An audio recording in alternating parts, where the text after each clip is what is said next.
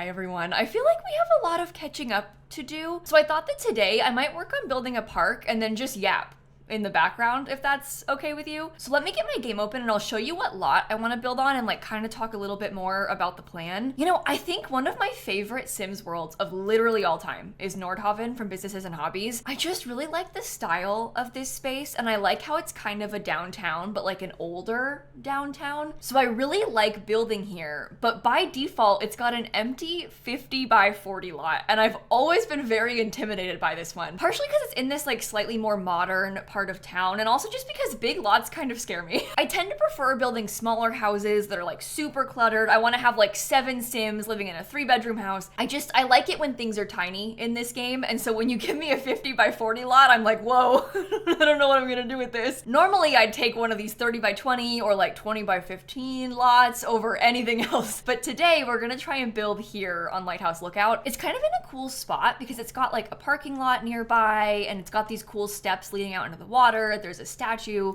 So it feels very downtown-like to me. I've built a few things on this lot before. Once I built like a big bowling alley arcade thing. I built a giant greenhouse here once. I've also thought about building like a fancy library or maybe even like a city hall kind of thing. So let me know if you want to see that because I would love to do it. But I think for this video, I want to try and turn it into a park because I feel like this could be a kind of nice central park sort of vibe. And I also think that this world could probably use something like that, like a bunch of green space to come and hang out in. And also just to make it a little bit more usable for most people, I'm gonna do it with just the base game and Businesses and Hobbies, because that way if you have this pack, you'd be able to download it. And I think in terms of layout, I wanna have some kind of like classroom space because we've got all of the whiteboards from this pack. So I kind of wanna use that. I'd like to have a fancy fountain. There's some swing sets that I want to use, and we have some already like over here out in the environment, but I kind of want to try and fit in some stalls, like food stalls or something. And I also kind of want to have a cafe sort of vibe because there's all that cafe stuff from this pack too. So I'm thinking that we could try and split it up into like a few different buildings. I don't know if that makes sense, but I have a vision. And I think with that intro out of the way, we can jump into the speed build portion of the video.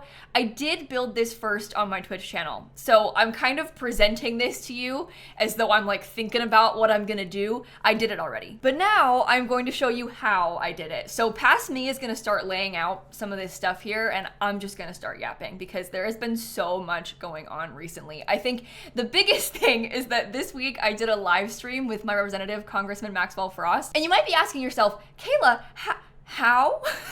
Like, how did that come to be? And so I wanted to talk a little bit more about like the background of that and kind of how we decided to do it, if that makes sense. So I'm sure any of you watching this have probably already heard about that $55 billion deal to sell EA to private investors. And this is really concerning for us for a lot of reasons, not just me. I mean like me and you, because people who play The Sims have a lot of reason to worry about this sale going through. And honestly, just if you play games in general, it's kind of got concerning ripple effects throughout the entire gaming industry. I think biggest concerns that you should care about right now are like even more aggressive monetization. You might think Sims is expensive today, but imagine how much worse it'll be if they have to pay off $20 billion of debt. So think more DLC, more microtransactions, more expensive games, all of that. Also, layoffs and potential studio closures are a huge concern in situations like this because they're gonna have a lot of debt to pay off and they're gonna try and shrink their teams. They might replace humans with AI in some ways to use like generative AI to make assets for The Sims instead of having humans make them. And there's also a lot of concerns about potential censorship in the game, particularly in the Sims community because of the people who are buying EA. The new owners are the Saudi Crown, which has a very poor human rights record, and also people like Jared Kushner, who is Donald Trump's son-in-law. So it's not really a good situation. And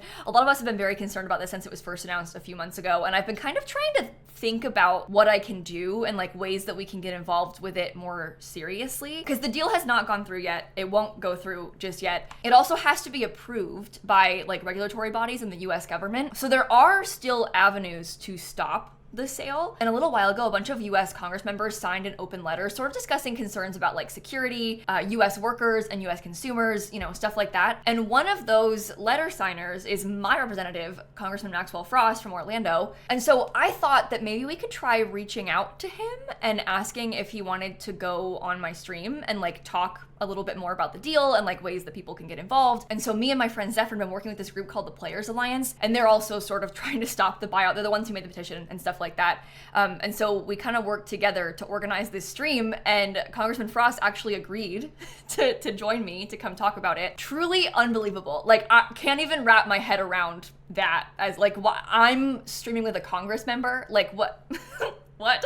But we played Stardew Valley together for about 45 minutes. Obviously, he's very busy, so like, you know, we had a bit of a time crunch, but I think it went really well. I think it was hopefully very inspiring to people to like hear from him directly and hear him talk about ways that like the petition and contacting your representatives can be effective. So if you want to watch that video, I posted it a couple of days ago. That sort of gave me like a renewed hope, you know, about all of this situation. And I think also he sort of has like a bigger stake in this than like the average Congress member, just because there is a massive EA office here in Orlando, and a lot of the Sims team works out of that office. Not all of them, but there are some people from the Sims team that work out of that office in Orlando. So it kind of just felt like the stars were aligning a little bit there, with like him being my representative and like EA's offices being here, and me being like, you know, a big fan of the Sims and stuff. So anyway, we did that. The petition now, as of recording this, has about 60,000 signatures already. I've got it linked down below for you. Anyone in the world can sign it. A lot of this is kind of like a numbers game. It's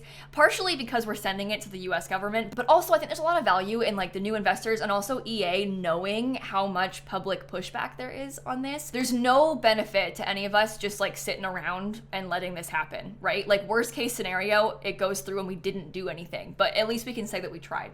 Right? So like, I signed the petition, I sent it to my parents, asked them to sign, I sent it to a friend of mine, asked them to sign. So I think, you know, if you could sign it and also maybe share it around to some of your loved ones, that could really go a long way. And I will stop yapping about that part now. I've got some other big updates. That's like my big work update. I've got some big life updates too. One of them is really bad, so I think I'm gonna start with that just so we can get it out of the way. A lot of you that watch my streams on Twitch might know about this already, so I'm sorry to like repeat myself, but I just haven't really talked about it here on YouTube yet, so I wanted to like keep you in the loop. A lot of you know that my cat Snap has kidney disease, and she's almost 18, and you know, she's kind of been going through it. We like give her IV fluids at home and all these things. She's been like pretty stable in her disease progression for a little while, but about 2 months ago we took her into the vet, and because she gets like blood work and lab samples taken every 3 months to like see how it's going and like how she's doing. We took her in for that 2 months ago, and it had progressed pretty significantly since we had last checked those values. And so we decided to come in again exactly a month after that and just see like, is it still progressing that fast or what? And we got some kind of bad news that it's like really bad. Her kidney values are really high, and it happened very quickly, which is pretty concerning. And there's also not really anything else that can be done. Like, you can't undo this. We've been doing everything that we can, like she has special kidney diet, and she has the IV fluids, and she's on like some different supplements and things like that. But you know, this kind of just is what it is. Yeah, so I've been having a really, really hard time with that. It's been a couple of weeks since I learned that, so I guess maybe I'm like coming a little bit more to terms with it. But yeah, that's hitting me pretty hard, that news. We started giving her the IV fluids every day instead of every other day, which like probably won't actually make a difference, but we're hoping that it might help her feel better, which is kind of the goal, you know? And on a slightly more positive note with that, we had previously planned to throw her like a big 18th birthday party in June, because that's when her actual birthday is. But now, given, you know, these recent developments, we've decided to move forward her birthday. So Snap's birthday is now in April, and on April 25th, we're going to have a big birthday bash. My family's coming. A couple of my friends are flying into town for Snap's birthday, which could make me cry just thinking about it. Like, the concept of them flying from out of state to come celebrate Snap's birthday, like for my cat's birthday party. I'm pointing down because she's right next to me. I don't know. It means so much to me. I think that's so cool. I got a cake. I'm getting balloons. I bought the same flavor of cake that our wedding cake was from our wedding cake baker, but it's, you know, smaller and it's like pink and it's a heart shape. It's one of those vintage heart cakes, but it's the exact same as our wedding cake. We talked about getting one of them again for our wedding anniversary back in February, and then we just like didn't really do it. I decided I didn't really care that much, but now I was like, you know what, it could be kind of fun. So it's a lemon raspberry cake with raspberry filling. That's for the humans, not for the cats. But I don't know, I've got like some decorations. I'm getting goodie bags. If you're coming to the party, please turn this off. I don't want you to get spoiled, okay? But I got some goodie bags, and for the people that are coming that have cats, I'm gonna put Snap's favorite cat toy in them. And I might put like some candy for the humans in it too. I don't know. I'm really excited. I'm treating it like it is a giant party. There's gonna be like, I think there's gonna be 14 people there, which is pretty wild considering it's a cat's birthday party. And I think that Snap is really, really going to love it because she's so social. She loves when people are over. When there are guests, she runs to the couch and she starts screaming because she wants them to come sit on the couch with her and brush her. So she like sees them and is like, oh, you're here for me, and runs to the couch and starts screaming like, hello, hurry up, come brush me. So I think having people over, she's probably gonna be like walking back and forth, like making rounds to everybody. And I think she's gonna like that. We're gonna get some nice pictures with her. My friends can come and see her again, you know. So anyway, it's kind of a sad reason. Situation is not so great, but yeah, I'm really glad that we're going to be able to do this, and I think it'll be fun. It means a lot to me. So I know it's a little bit overkill and like, sorry, I shouldn't say kill. I know it's maybe like a little bit much, but it's going to make me feel better about the whole thing. So, and I'm really liking having that to look forward to. Like I'm having fun planning it and stuff like that. So there's that positive update. And the other thing that I kind of mentioned once but didn't talk about again on YouTube in the past few weeks is that I recently started OCD treatment. It's going.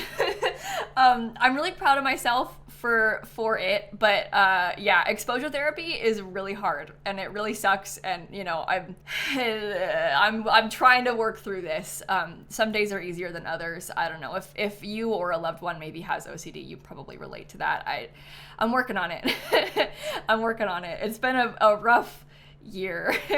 I don't think that this situation is going to help it either, but anyway, I'm hoping that things will start to get easier for me at some point, or I'll just, you know, feel like a little bit more in control of it at some point soon. But I'm trucking along, and I think that's a positive thing too. Like it was scary for me to start, and I think that like I am seeing some progress within myself in some ways. So that's a win. And then I want to talk about a couple of other fun wins. I don't know, just like some things that I've been enjoying lately to round out this life update, because I don't want to talk about bad things on YouTube too much. So one of the things I've been loving recently is this new game called Pokemon Pokopia. I haven't played it here on my main channel, but I've been playing it a lot on Twitch and like posting it on my second channel. I have never played a Pokemon game before. I'm like kind of out of the loop on this a little bit because this is my first time playing a Pokemon game. I think as a person who hasn't played one, this is a really good first Pokemon game. It's very similar. It's almost like a cross between Animal Crossing and Minecraft, and also it's Pokemon. And I don't know, it's like so build focused and like a little quest based, and you kind of befriend them like how you do in Animal Crossing.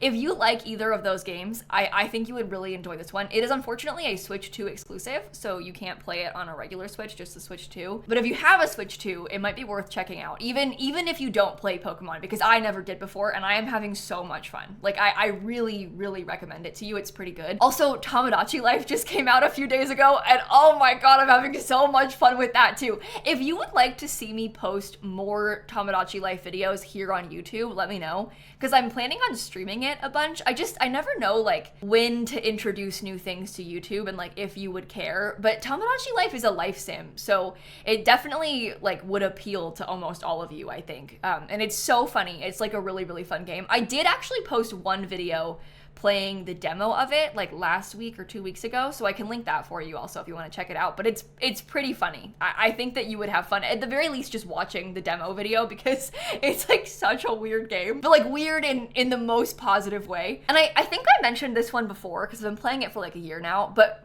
honestly, one of my most favorite games of all time also came out kind of recently, last year, but it's called Town to City, and it's a city builder, but it's like a cute city builder, and it's not scary and hard like City Skylines can be sometimes, and it's so fun. Oh my gosh, I love Town to City so much.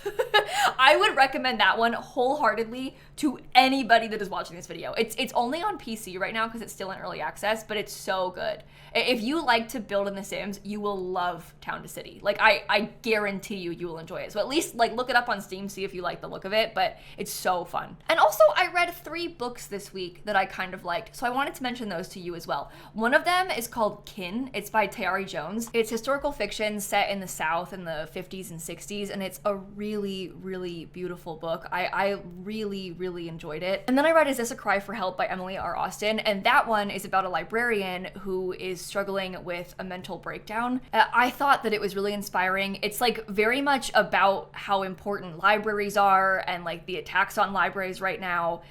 It's about queer characters and coming of age, and I don't know, it's about mental health. I thought it was a really, really fantastic book also. And lastly, I recommend this one a little bit less, but I had fun with this one. I read Bury Our Bones in the Midnight Soil by V.E. Schwab. It's long, and at times I found it frustrating, but it's about toxic lesbian vampires, and it's also historical fiction. It's like dual, almost like triple timeline, I guess, because it starts in the 1500s and then also is happening in like 2019 at the same time because they're vampires, and it was just a really fun read. So all 3 of those books, I would recommend looking up some trigger warnings for them because they do cover a lot of heavy themes, including the vampire book, but I think they're worth reading, and I really enjoyed all of them. So I thought that you might like them too. If you've got any fun book recommendations or like any wins that you want to share in the comments, I would love to hear them from you. I think it's nice to like share some positive energy. So I would love to hear what wins you've got going on this week. It could be as simple as like you loved a TV show, maybe you found a new YouTuber, maybe you got a cute picture of your cat. I don't know. If there's anything positive that has happened to you, let's talk about it in the comments. And now I think I can actually talk about the build. I'm done yapping. I've finished my list of updates that I wanted to share with you so we can actually discuss what's going on in The Sims, because I have not mentioned it a single time this entire video. And for that, I apologize, but you know what? Sometimes these things just have to be done. So right now we're actually doing some debug landscaping. I'm like putting in some different bushes and flowers and stuff. This is kind of like, we're getting into finishing touches territory now with the build, but I thought I might try to explain sort of like the different quadrants of the park. So we have what I showed you before. We have like that little like skill building room. We have the cafe space. There's some fountains. I put a couple of little picnic sections outside. There's a playground area. There's kind of like a grill and outdoor seating space where I was originally thinking about putting in some of those stalls, but decided against it. I always have like the hardest time with that and so much back and forth with the thought of putting stalls into my builds. And not just from this pack, but like in general, because sometimes I think about putting the ones from Seasons or, you know, basically every pack has various food and shopping type stalls. But when you put them on community lots, you have to hire someone to come and attend to them.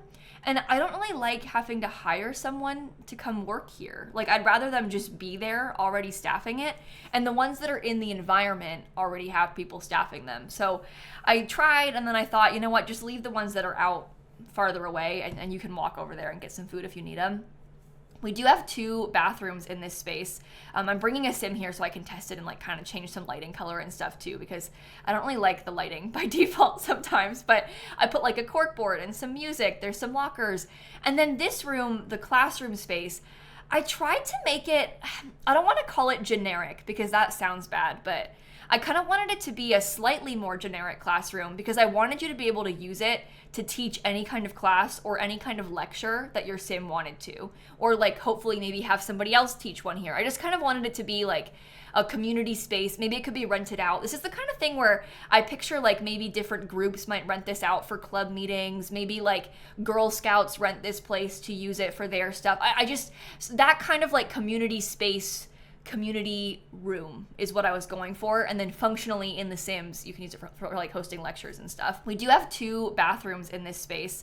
I'm bringing a sim here so I can test it and like kind of change some lighting color and stuff too, because I don't really like the lighting by default sometimes, but I put like a cork board and some music. There's some lockers. And then this room, the classroom space, I tried to make it, I don't want to call it generic because that sounds bad, but I kind of wanted it to be a slightly more generic classroom because I wanted you to be able to use it to teach any kind of class or any kind of lecture that your sim wanted to, or like hopefully maybe have somebody else teach one here. I just kind of wanted it to be like a community space. Maybe it could be rented out. This is the kind of thing where I picture like maybe different groups might rent this out for club meetings. Maybe like Girl Scouts rent this place to use it for their stuff. I just, that kind of like community space, community room is what I was going for, and then functionally in The Sims you can use it for like hosting lectures and stuff. I also have some bike racks kind of around. I put some planters and some benches. We have some chess tables.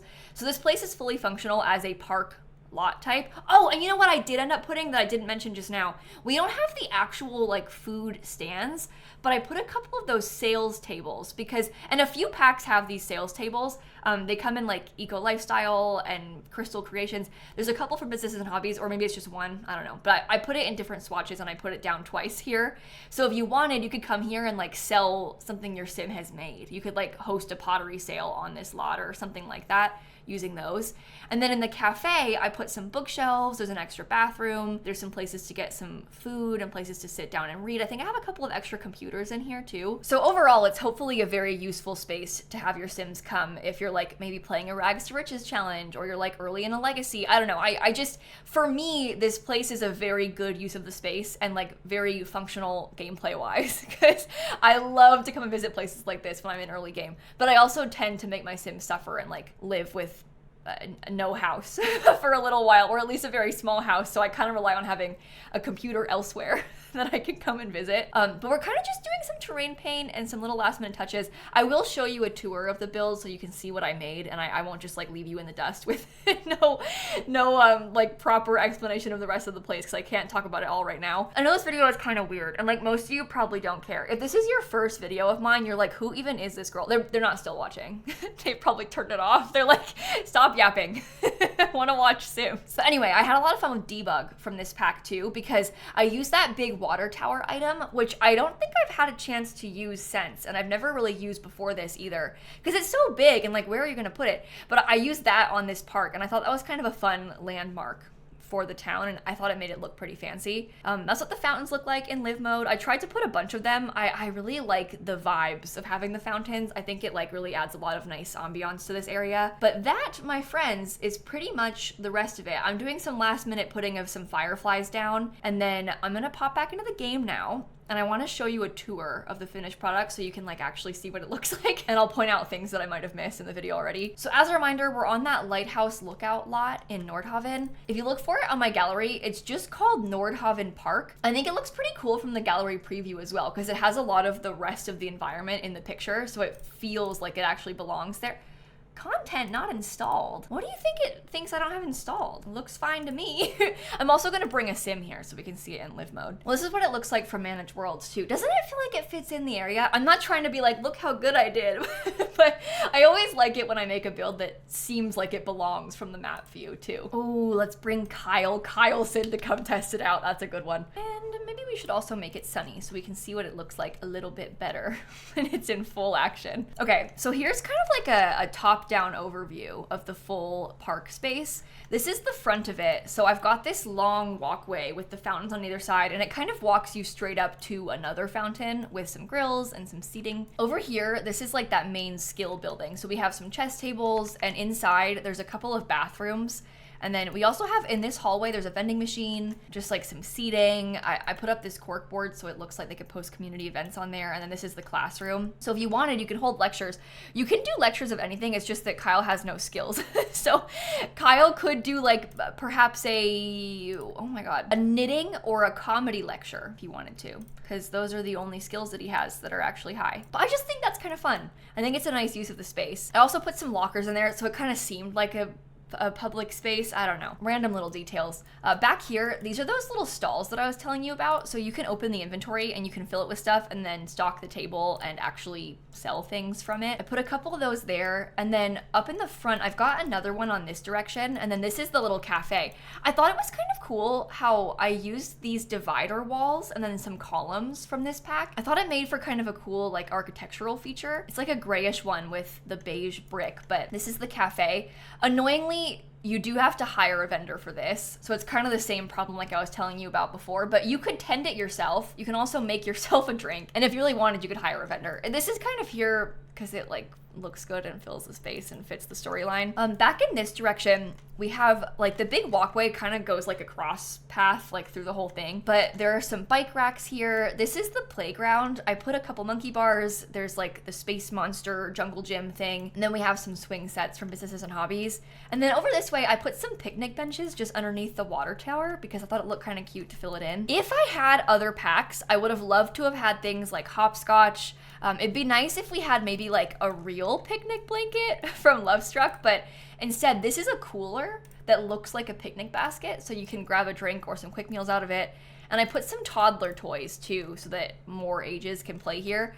I would also probably consider putting in like maybe one of the new playgrounds from Adventure Awaits here and like replacing this out with one of those. But you know, that's just like additional gameplay that I might consider adding. Right now it's great and it serves a great purpose if you only have Businesses and Hobbies, so I feel pretty good about that. I guess a couple of other details, if you're curious about like this fence or this fence, those are all debug items. I'm pretty sure that they're both base game debug items as well. All of the landscaping is debug from Businesses and Hobbies, including like this fountain, and I think it came together pretty well. So I guess on that note, I'll probably wrap this video up right here. Thank you for hanging out with me and yapping with me. If you want to sign that petition that I mentioned earlier, I'm gonna link it down below for you. That would really mean a lot to me if you could do it. I feel so strong that there's no point in just like sitting back and letting this happen. As a collective, I think the gaming community and the Sims community has a lot of power. So make sure you check that out. Have a fantastic rest of your day, and I'm gonna catch you all tomorrow. Okay? Bye, everybody. Wow, really random, all over the place video, but it was fun for me to record. I feel like I needed this. I needed to just yap for a little bit. I haven't really made a lot of videos like this in a while, so thank you for enduring it.